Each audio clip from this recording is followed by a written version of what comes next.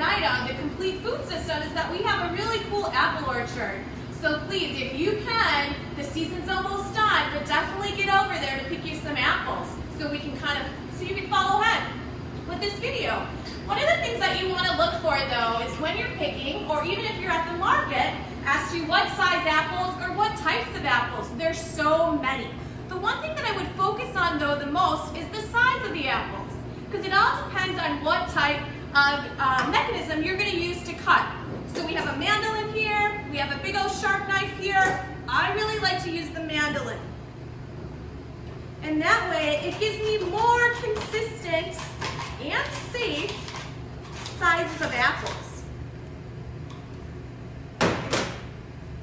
Just as so. So I'm going to show you two different methods. One is to use a dehydrator. The other one, if you don't use a dehydrator, is to use your oven. So if you want to come over here, this is our Excalibur dehydrators that the cannery has, but you definitely can purchase these Excaliburs. There's so many different types of dehydrators, so I will talk a little bit about why, in particular, I like this one. One is that the heat element is on the side, so it's consistently blowing. You'll have dehydrators that have it on the bottom, and that way you would have to rearrange your racks.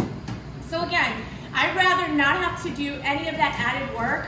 So this is a real reason why I love these Excalibur dehydrators. All right, so I actually showed you some of the goods already. I did some in preparation, just so you could see of what they should look like. All right, so you want them nice and crisp. You like that sound of it, huh? I know I do. Very similar to like potato chips. All right, I forgot the cinnamon. We need the cinnamon. So again, as I was talking about that crispness, and when you're packaging, what is the best technique to use, okay? I always go for the glass jar, always, always, always, because it doesn't bring in any air. So it really helps keep all dry products really, really, well, these crispy, quality-wise. That's the way to go.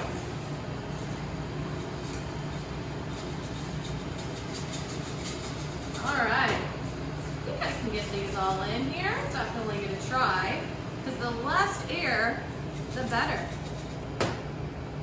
All right, I'm gonna close that up. I always like to date that, just so exactly that I know which one to eat first. And that should be good for a couple of months. So that's another reason why I try to use glass jars for storage as much as I possibly can. These I just grabbed out of the oven. So with the dehydrator, you're gonna have to let it cool down. And it's gonna be the same thing with the oven. So as soon as they're done, it's gonna still be a little bit warm, and you're gonna feel that the chips are gonna be a little bit pliable. Cool them down, whether you're gonna have a fan. Sometimes they get a little over anxious, and I wanna eat them right away because they smell so good. So cool them down, and should you take off the peeling? You don't need to, because it has so much more added fiber. That's the great thing about eating the apples. You know the old saying is that eating an apple keeps the doctor away. Eating an apple a day keeps the doctor away. Well, in some cases, that's true. And as diabetics, we kind of think about, should we eat apples because there's so much carbs? But that's what the fiber does. It helps absorb those carbs so you don't have all of those sugar spikes again. And the cinnamon. So this is the time when you want to add that cinnamon, and you don't want to go too much on it because it can get a little strong. So sometimes when I've had too much, I'll turn them around. Ooh, if you can only smell these, it's like apple pie. And then if you can take a little close look at the sizings of them. So this is gonna be where it's gonna be a little tricky if you're gonna use the oven, because the oven does not like different sizes. The dehydrator, it doesn't mind at all.